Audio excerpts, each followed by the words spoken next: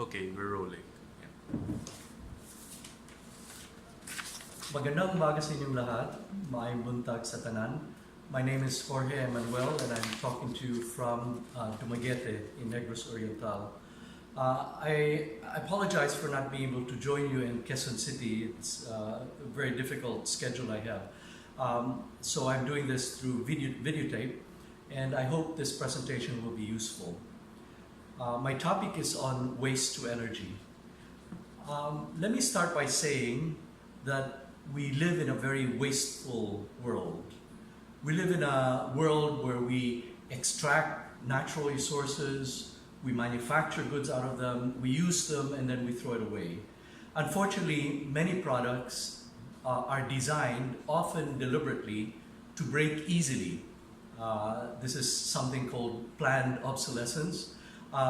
And so we live in a world where it's cheaper to throw it away and to buy a new one than to build products that would last longer or to fix them. Sadly, many of those products are made of plastic, which is another problem, because we know that when you discard plastics and you bury it in a landfill, those plastics are going to be there for the next 1,000 years. We know that when the plastics get into the ocean, in a matter of decades, many of the smaller, thinner plastics would break down into small pieces. Unfortunately, scientists were finding out that those small pieces attract a lot of toxic materials, and those toxic materials are taken up by seafood, and it goes up the food chain, and it goes back into our bodies. And those plastics are going to be around for hundreds of years. We cannot continue to live this way, depleting our natural resources, filling up our dump sites, or even burning the waste, which creates more toxic substances. So to live sustainably, we need to live in zero-waste cities. Today we're celebrating the 4th Zero Waste Month. I am a true believer in zero-waste cities. I lived in a zero-waste city for many years, from 1988 till a few years ago, San Francisco, California, which will be zero waste by the year 2020. I worked in a zero-waste city in Berkeley, California. I worked also in Buenos Aires, another zero-waste city. I visited zero-waste cities in other parts of the world, like in Ljubljana, Slovenia, which became a zero-waste city in 2015. And here in the Philippines, I visited places like San Fernando, Pampanga, which is one of our zero-waste cities. So I know from visiting them that they are a tremendous benefit to us, to our environment, and to our health, to our children, and I know it can be done. And it's a beautiful thing to see when they are successes. Unfortunately, I've noticed that even here in Dumaguete in the last few years, we've had countries like France and other countries sending teams trying to sell the city on a thermal waste to energy technology. Recently, I even got a text from some municipality in Pangasinan where somebody else was also trying to sell them a waste to energy technology. This is a sad thing for me, because many times there are cities and municipalities that either don't know about zero waste, or perhaps are simply do not want to invest in the people, in the process, in the systems, in zero waste, because it's a lot of hard work, but if you do the work well, it will succeed. So now, these cities that are looking for thermal waste to energies are, I think, being sold the idea that there's some type of magic bullet that will make waste disappear. And unfortunately, such a thing does not exist. First of all, let me also say that I'm making a distinction in that there are also other types of waste to energy, which I will refer to as biological waste to energy. And biological waste to energy are those technologies that make use of natural processes, and the technologies often speed up the natural processes so that the waste can produce methane gas, which must be captured, needs to be captured, and it can be used for energy. It can be used for cooking gas, it could be used for heating, it can even be used to make electricity. and then the other residues can be used as fertilizers to then enrich our soil and enrich the earth. This is different from the topic that I would like to discuss today, which I'd like to refer to as thermal waste to energy. Thermal waste to energy technologies are those that use high heat, and I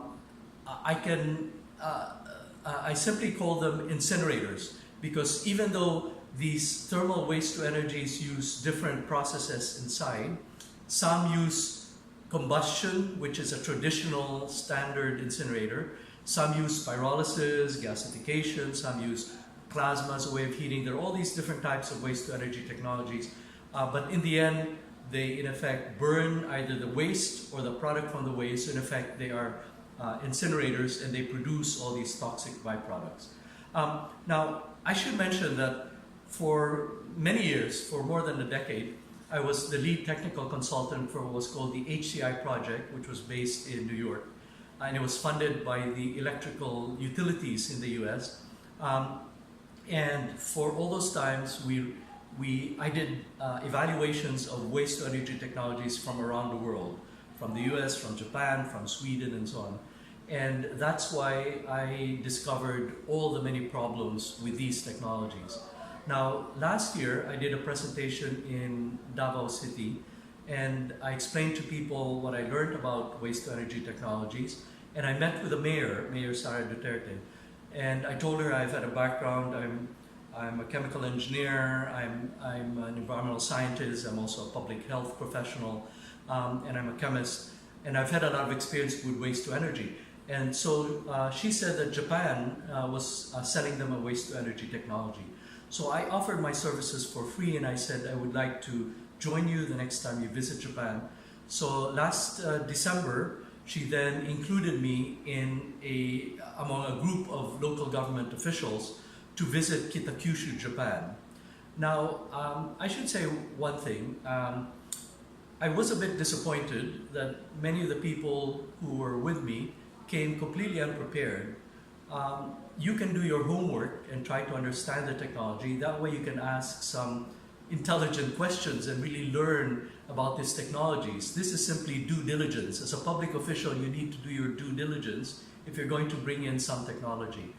I mention this because unfortunately in the Philippines, we have a tragic history of simply accepting technologies given to us by some wealthier country, selling these technologies to us as the solution for our problems. I was very much involved in the Westinghouse nuclear plant campaign in the Philippines, in the United States, and that was happening in the Philippines, where Westinghouse was constructing a nuclear plant on the western flank of the Native volcano.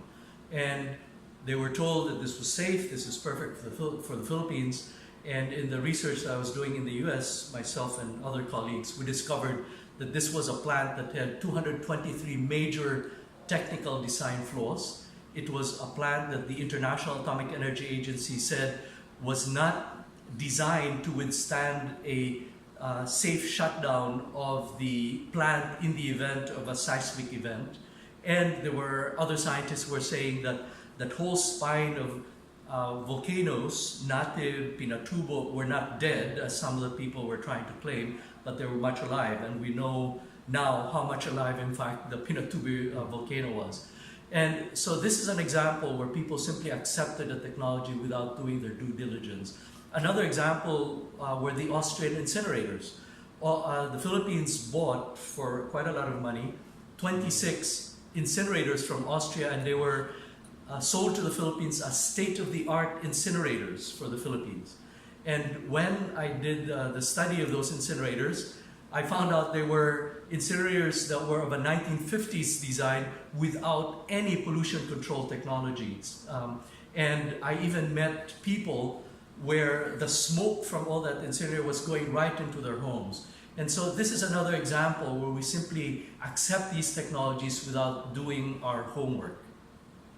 So now, when I went to Davao, we went to Kitakyushu, and we were shown the Kogasaki incinerator. This was the incinerator design that the Nippon Steel was selling to Davao. By the way, in Japan, they simply call it the Kogasaki incinerator. They don't give it fancy names like the Kogasaki waste to energy technology or the advanced oxidation technology or other names you want to call it to hide the fact that it's simply an incinerator. One of the first things I found out is that this incinerator was designed in the 1960s. It was originally intended to release dioxins at a level of 1 nanograms TEQ per normal cubic meter. I'm sorry to throw you a little bit of the science, but I want to make you understand that this level to which it was designed is 10 times higher than the international standard today. As we did the tour of the plant operators told us the chamber inside this incinerator is operating at 800 degrees. And I immediately pointed out to them that the Philippines is a signatory to the Stockholm Convention, and the Stockholm Convention Best Available Technologies, Best Environmental Practices guidelines that was developed under the Stockholm Convention. These are guidelines in which I was a member of the expert group that developed it. We said that incinerators must operate above 850 degrees. So this technology wasn't even capable of reaching those temperatures. The second thing is, I then asked them, what are the temperatures above the furnace? And then I found out that they were only operating at fairly low temperatures, maybe 850 or a little higher. And I pointed out to them that the Stockholm Convention for waste that would be expected to contain a lot of halogens, chlorine, such as much of our waste, because we have so much plastic that contains PVC and other chlorinated products, they need to operate at 1,100 degrees centigrade to 1,200 degrees centigrade for at least 2 seconds. And they told me that their incinerator cannot operate at those temperatures because it would damage the technology, which means that this is an incinerator that's being sold to Davao that actually cannot meet the international standards. There were a few other things that I discovered. Many incinerators use a quench reactor, and the reason for the quench reactor is you want to cool down the gas as quickly as possible so it doesn't produce much dioxins. And after I questioned them about it, I found out that the quench reactor wasn't designed to reduce dioxin, it was designed to protect their equipment, which means it allowed a lot of dioxin to be released just so that they can protect their equipment. There are many other problems. I asked them about what the pollution control technologies would be, and I found out that the control technologies that they were going to put out would allow a lot of mercury to be released into the air. And then here's another thing. In one of their presentations, they talked about how many of the incinerators they sell around the world includes a catalytic reactor. A catalytic reactor is a technology that's quite expensive, but it's specially built to destroy dioxins, one of the few ways we can actually destroy dioxins.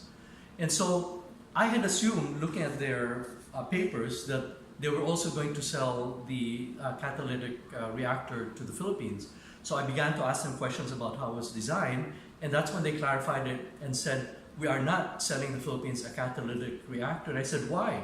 He says, well, we only sell it, include it when we sell it to Europe or to other places in Japan or other wealthy countries. And I said, but why is that? He said, because they have more stringent dioxin regulations. And I said, that is completely untrue. Europe, the United States, Japan, we are all signatory, well, not the United States, but the rest of the countries use the exact same limit, which is 0.1 nanograms TEQ per normal cubic meter. So we in the Philippines have the same limit that we need to meet, but the fact that you're not selling it to the Philippines is a double standard. You're selling this technology that would reduce the dioxins, but you're not going to give it to the Philippines.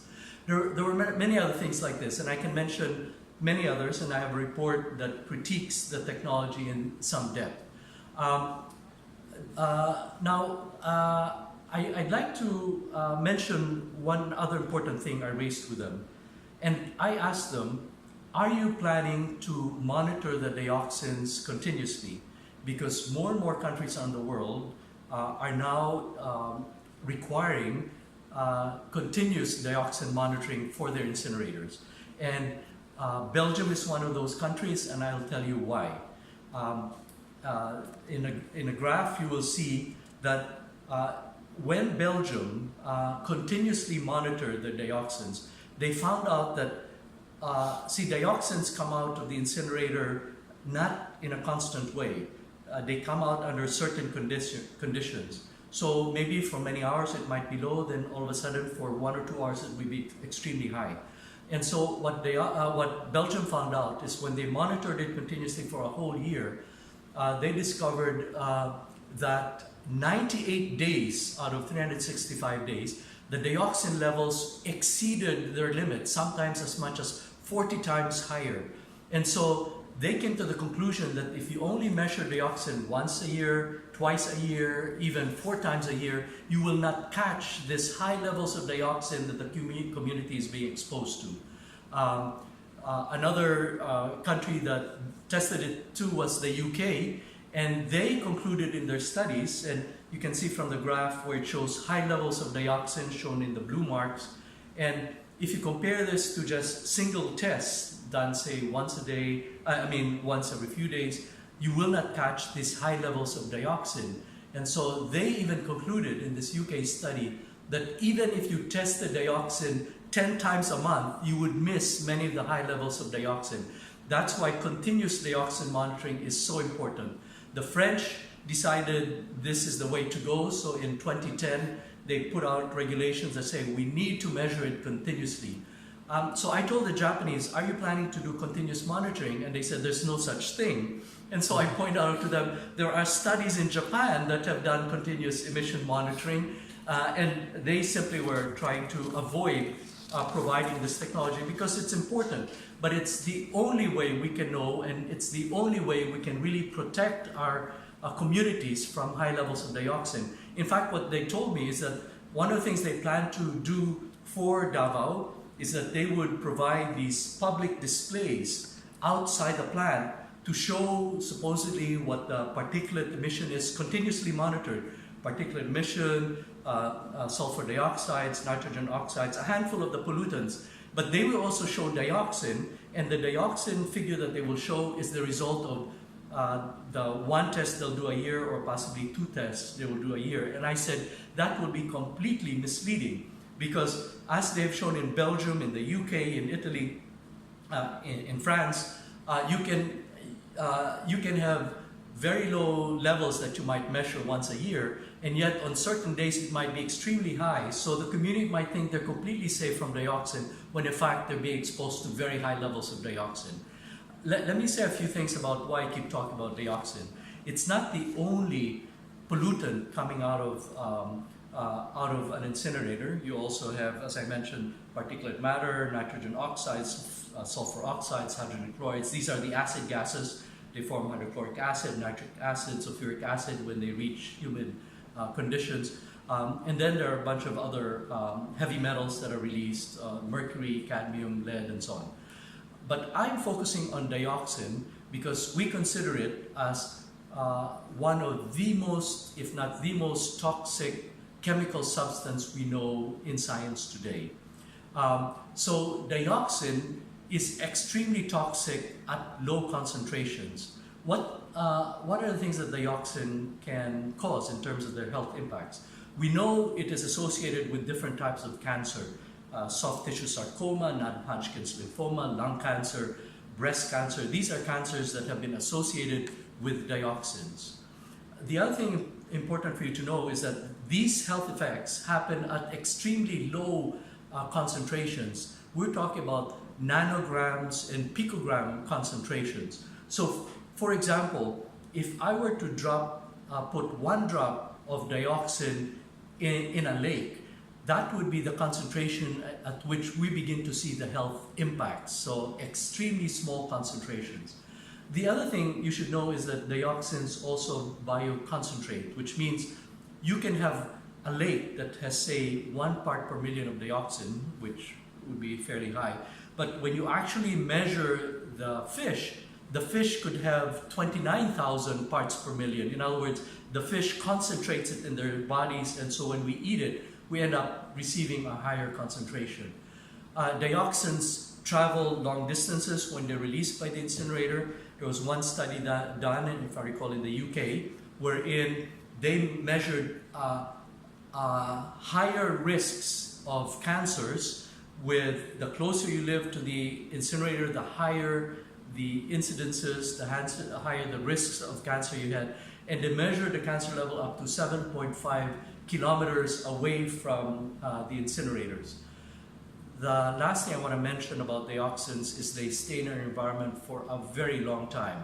So if dioxin falls to the ground, when it falls to the ground, and it's covered by a little soil, it will stay there for between 250 to 1,000 years. When it goes into a bodies of water, it will stay in the body of water for about 500 years, which means the dioxins we produce today will be affecting many, many generations beyond us. 40 generations from now, they'll be still suffering the effects of dioxins that we create today. That is the reason we need to do something about dioxins. And that's the reason why thermal waste to energy is not a solution. I will tell you one more reason we should all think about. In the beginning, I talked about the importance of creating a new world wherein we don't continue to extract material resources, throw things away, and then buy new ones and continue to create all this waste.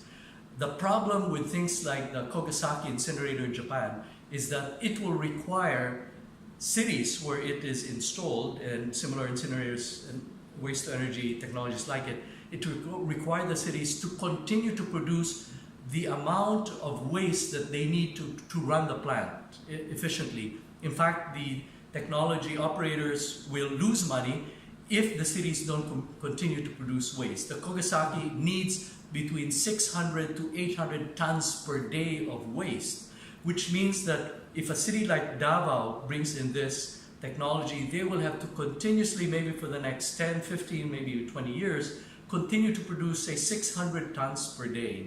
And yet we are trying to change the world to a different world, where we are trying to reduce the waste. So bringing in a waste to energy technology commits a city and a municipality to continue to produce waste. And in fact, many of the contracts I've seen around the world on waste to energy say, if they do not produce this much waste, the city or the municipality will be penalized. And so what will happen if we try to do the right thing?